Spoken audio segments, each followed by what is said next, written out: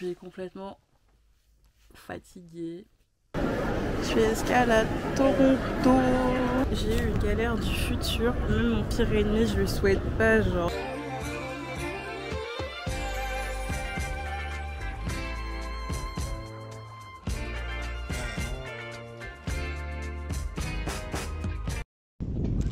Hello tout le monde, je suis enfin arrivée au Canada. Je sais que j'en ai pas vraiment parlé. Là je suis à l'observatoire du Mont-Royal, donc à plusieurs mètres d'altitude, combien je sais pas. Bref, je vais vous expliquer un petit peu ce que je fais ici. Donc je suis arrivée lundi le 16 avril. Donc c'était quelque chose qui était prévu depuis un moment. Je suis là dans le cadre du programme de l'OFQJ. L'OFQJ, c'est l'Office franco-québécois pour la jeunesse, qui permet aux jeunes entre 10 et 35 ans d'avoir une expérience professionnelle à l'étranger au Canada. J'avais pensé l'année dernière, mais avec le Covid et tout, c'était galère. Donc cette année, j'ai postulé parce qu'en gros, ils ont une banque de stages où des entreprises canadiennes postent des offres de stage. Ça peut aller de quelques mois à 6 mois, voire plus, je crois, si je dis pas de bêtises. Et moi, du coup, j'ai postulé pour travailler dans un festival culturel d'art contemporain. Et je vais bosser à la com et à la médiation des publics. Donc c'est ma première fois au Canada, à Montréal. Donc c'était pas sans embûches. Je vous laisse avec le daily vlog que j'ai fait de ma préparation. Donc l'examen médicaux, les valises, le voyage qui était vraiment très galère. Je sais pas si c'est du vent, peut-être qu'on va pas bien m'entendre. Mais en tout cas, je vous laisse sur ça. Et rendez-vous dans de prochaines vidéos pour raconter un peu mes aventures ici. Je vous souhaite un bon visionnage et je vous dis à bientôt. Hello! Alors aujourd'hui, on est le 5 avril et j'ai rendez-vous pour ma visite médicale. Et cette visite médicale, elle me fait bader un peu parce que de base, quand j'ai fait mes papiers pour l'immigration, on m'a dit que j'aurais pas besoin de la faire. Mais j'ai découvert que, étant donné que je vais bosser avec des enfants, si sur mon permis j'ai une interdiction de travailler avec les enfants, ben, je ne pourrais pas bosser avec les enfants. Donc il faut que je passe cette visite médicale pour faire lever cette interdiction qui apparaîtra sur mon permis si j'ai pas fait cette visite. Enfin, je sais pas si c'est très français, bref. L'administration. Donc là, j'ai rendez-vous dans le 18e. Donc il faut savoir que pour les visites médicales, c'est un médecin qui est assermenté par le gouvernement du Canada qui vous fait cette visite médicale. Donc il y en a à Paris, à Lyon et dans une autre ville. Donc il n'y en a vraiment pas beaucoup. Genre, ouais, franchement, je suis contente d'habiter à Paris parce que pour plein de démarches, ça m'a facilité la vie parce que je sais qu'il y a des gens qui doivent prendre le train carrément. Donc franchement, c'est chaud. Donc cette visite médicale, en gros, ça va être un check-up de santé avec le médecin et ensuite une radio des poumons et une prise de sang et aussi une analyse d'urine. J'en ai jamais fait, MDR.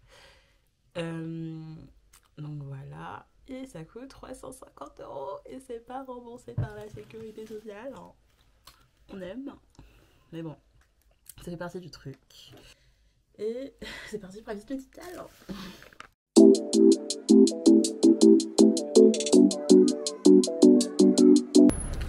Yo, alors je sors de la première partie de la visite médicale. Au début j'étais dans un cabinet chez une dame et elle m'a tout analysé, genre les ganglions, la respiration, le poids, la taille, tout ça. Elle m'a posé quelques questions sur mes antécédents médicaux et puis bah j'ai rien quoi. Et on a rempli un papier pour le transmettre à l'immigration. Donc voilà. Ensuite, on m'a envoyé faire ma prise de sang. Donc, la prise de sang, c'est pour savoir si vous avez le VIH ou la syphilis ou d'autres maladies du sang. Enfin bref, voilà. Et une analyse d'urine. J'en ai jamais fait, c'est trop étrange comme concept. Mais ouais. Et là, je vais dans un autre laboratoire pour faire une radiographie de mes poumons. Encore un truc que j'ai jamais fait médicalement. Ou alors la dernière fois, ça devait être quand j'étais genre en maternelle, je sais pas. Je sors de ma radiographie, c'était super rapide. En gros, tu rentres dans une salle, tu te mets torse-poil. Moi j'étais en débardeur. Du coup, tu dois pas mettre de soutif parce qu'il faut pas qu'il y ait de trucs en métal. Et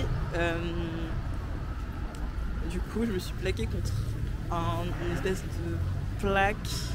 Et il fallait respirer, retenir sa respiration. Enfin bref, j'ai même enlevé ma pépé parce que il y avait des trucs métalliques dedans. Du coup, j'avais peur que ça fasse des problèmes. C'était trop bizarre en vrai. Donc, I'm officially paperasse Canada free normalement. Donc, le médecin il va recevoir les résultats, je pense, demain. Et ensuite, let's go en fait. J-1, je pars demain. Excusez le bazar que vous ne voyez peut-être pas dans la chambre. Je suis en train de terminer mes valises, enfin de les faire parce que vu que j'aime bien les prendre la dernière minute, bah voilà. En fait, je sais pas, j'ai l'impression que tant que c'est pas genre tant que t'es pas au pied du mur, t'as encore le temps. Du coup, je suis en train de terminer mes valises. Là, j'ai tout trié, genre j'ai mis tout ça. Regardez-moi ce bordel. Pourtant, j'ai plié et tout. Hein. Bon, en vrai, ça a arrangé. Essayez de trouver la technique de Marie Kondo pour tout mettre dans ça et ça. Elle ne se voit même pas tellement il y a du bordel. Je suis désolée vraiment. Mais ouais, genre mettre 6 mois de vie dans des valises, c'est pas simple. Et c'est la première fois que je le fais puisque j'ai jamais vraiment voyagé très longtemps, très loin comme ça. Vous connaissez pas, Marie Kondo, c'est une dame qui est grave connue pour faire en sorte que chez toi, genre, ce soit bien rangé, bien clean et tout, bien pas de bordel. Et elle a écrit des techniques de pliage pour gagner de la place, en fait. Et il y a un docu sur Netflix, je crois. Et là, c'est un tuto carrément pour optimiser l'espace dans sa valise avec plein d'affaires. Ce qui est mon cas.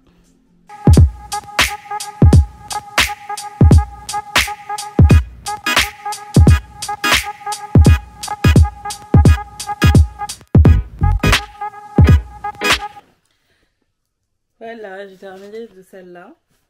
C'est super lourde. Elle fait légèrement plus que 23 kilos. Donc, I'm praying qu'il me laisse passer à l'enregistrement. Genre, il doit y avoir 20 grammes de différence. Enfin, voilà. D'ailleurs, pour peser ces bagages, j'ai un truc trop pratique. C'est un pèse-bagages. J'ai acheté sur Amazon, genre à 8 balles. On dirait un peu un gadget. Mais en gros... Tu l'accroches comme ça au bout de ta valise et tu le suspends genre en l'air et ça t'affiche le nombre de kilos. Du coup, c'est pratique pour éviter les mauvaises surprises à l'aéroport. Je suis complètement fatiguée. Il faut que je termine la deuxième valise qui est plus petite et je me sens un peu bête parce que j'aurais dû prendre les mêmes en fait. Mais voilà. Bon, je vais terminer l'autre, il va rester des petits trucs de dernière minute, genre tout ce qui est genre hygiène, tout ça. Puis voilà. Punaise. Ouais. Je pars. On dirait que c'est un voyage de ouf et tout, mais enfin pour moi oui, parce que je suis jamais partie si longtemps loin de ma famille, de mes amis et tout, genre enfin... Ça va faire chelou un peu. Mais ça va me faire du bien, je pense. Voilà. Allez. À demain.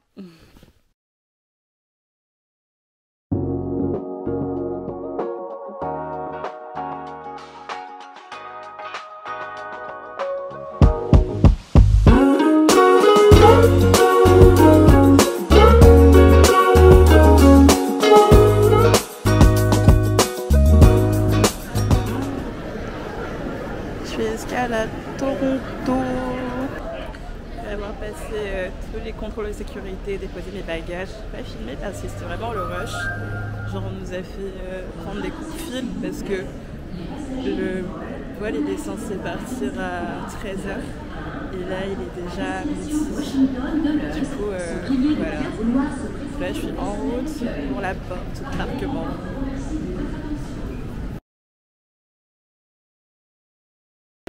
Je crois que même les aéroports n'échappent pas aux bagages oubliés parce que voilà ce que ça donne. Le vol il est retardé. J'attends.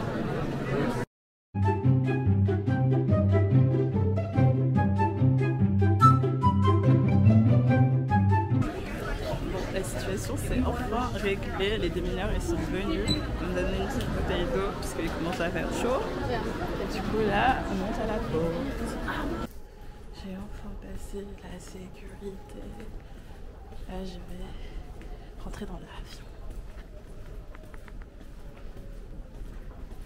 J'aime trop ce genre d'escalator, je sais pas pourquoi. Ils sont là calmes.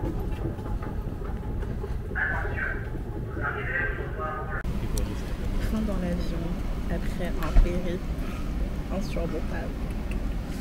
Franchement, ça fait depuis le Covid que je n'ai pas pris l'avion et j'ai perdu toutes mes habitudes. Et mon truc préféré, c'est ça. Pouvoir regarder des films. We've been up for way too long, but I don't wanna come down.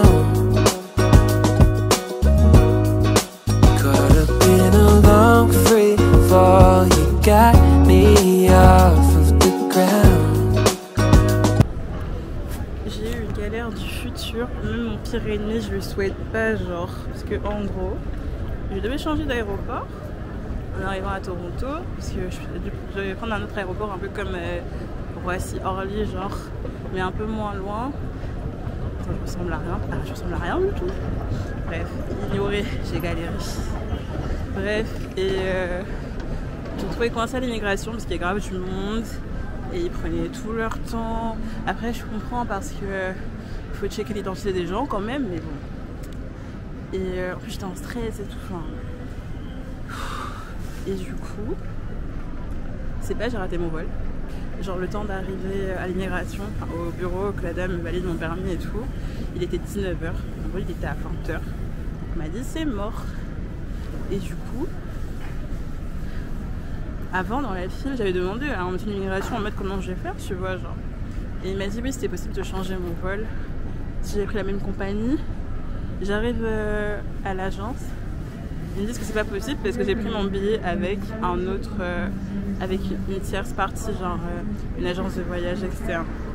Du coup, ils n'ont pas accès à mon billet, ils peuvent pas me le changer, donc ils ont dû me l'annuler. Et vu que là, il est genre 20h à Paname, il est minuit, je peux pas contacter le service client. Bon, j'ai envoyé un mail et du coup j'ai dû prendre un billet en chape qui m'a coûté genre 700 $. En euros ça fait 400 et quelques, mais bon quand même quoi, ça c'est pas prévu du tout dans mon affaire. Enfin bref. Là j'ai réussi à prendre, à tout m'enregistrer et tout, et par contre j'arrive un peu plus tard.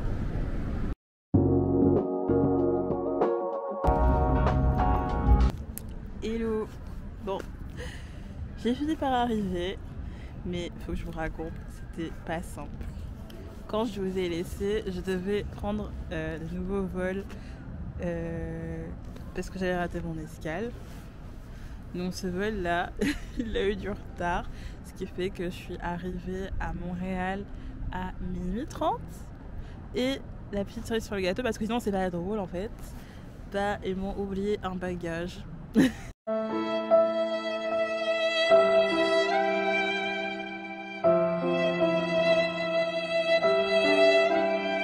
Du coup, je me suis retrouvée pendant une journée et une nuit sans mon autre valise où il y avait tous mes nécessaires pour l'hygiène, les crèmes pour le corps, mes renois, on se sait, la grisaille, bref.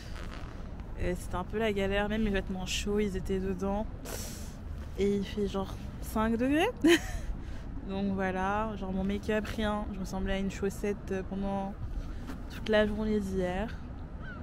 Et ce matin, ils me l'ont livré du coup à l'auberge. Donc, enfin, reçu ma valise. Genre, je suis arrivée avant-hier et ils m'ont oublié ma valise. C'est fou là, pendant mon escale. Du coup, je l'ai récupérée.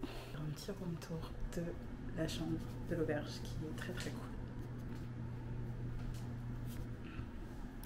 Donc là, il y a l'entrée. Moi, je dors ici. coup, il y a la salle de bain qui est grave bien. Enfin, le fait d'avoir une salle de bain à l'intérieur de la chambre, ça c'est très très cool. Et du coup, bah, c'est un dortoir non mixte. Donc, il y a 12 lits avec que des filles. C'est une petite cuisine avec un frigo. Il y a même un lave-vaisselle. Donc là, il y a une chambre. Je vais vous montrer la vue. Il y a un petit balcon. Franchement, la vue elle est cool. Du coup, on est dans le centre-ville à Berry-UQAM. C'est une petite table pour manger.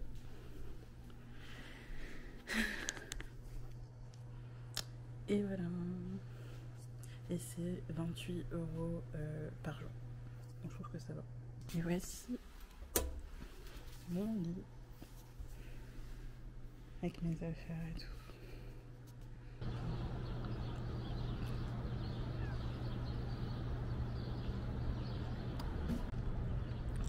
Thank God, everything went well au final, mais ce que je retiens, c'est que plus jamais de ma vie, en fait, je fais correspondance.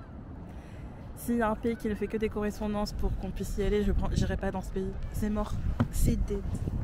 Du coup, j'ai fait toutes les formalités possibles pour obtenir des dédommagements.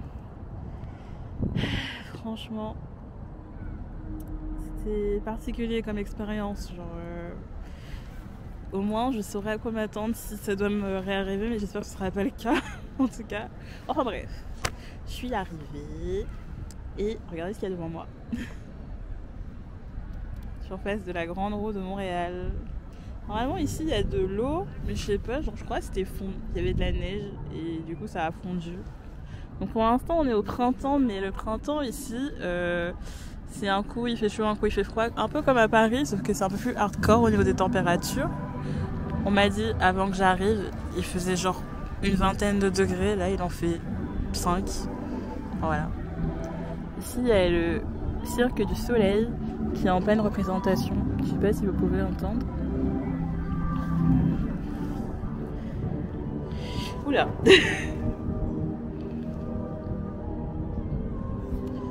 Voilà, hier je me suis baladée, je suis partie visiter des colocations. Maintenant j'attends des réponses, j'espère que ça va être positif.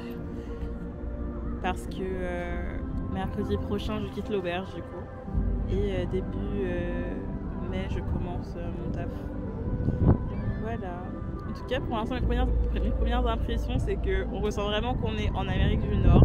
Genre tout est grand, les distances sont différentes de Paname, genre pour marcher d'une ligne de métro à une autre c'est au moins 20 minutes, MDR, mais on s'y habitue.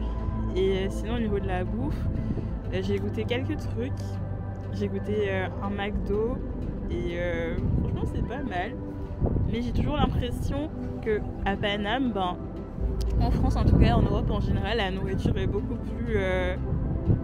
Enfin, on sent qu'il y a moins de transformation dans les produits. Après, je sais pas, peut-être que c'est moi et mon palais. Mais voilà. Mais sinon, ouais, pour l'instant, je suis en pleine période d'adaptation. Et puis, bah, on verra la suite, quoi. Je plane de faire des visites un peu touristiques pour découvrir un peu les lieux et vous faire des petites recommandations sympas. Si jamais vous prend l'envie un jour de venir au Canada et à Montréal. Et puis, bah, en tout cas, je suis contente d'avoir tenté cette expérience, même si c'est que le début. Et je vous dis à bientôt pour la suite de mes aventures. Et je ne vous oublie pas, il y aura toujours les sélections de sorties à faire à Paris. Et je vous montrerai un peu les coulisses de ma vie maintenant à Montréal. Et avec des petites adresses sympas, quoi. Bah, en tout cas, je vous embrasse. Je vous dis à bientôt pour une prochaine vidéo. Et on s'attrape sur Insta, parce que je pense que je vais poster vachement en story et tout, ce que je fais, ce que je découvre. Enfin, voilà, si vous avez envie de suivre un peu, n'hésitez pas. Et sur TikTok aussi. Et sur ce, bah, je vous souhaite une bonne journée, une bonne nuit, une bonne après-midi. Je sais pas à quelle heure vous regardez cette vidéo. Bref. Et je vous dis à plus. Au revoir.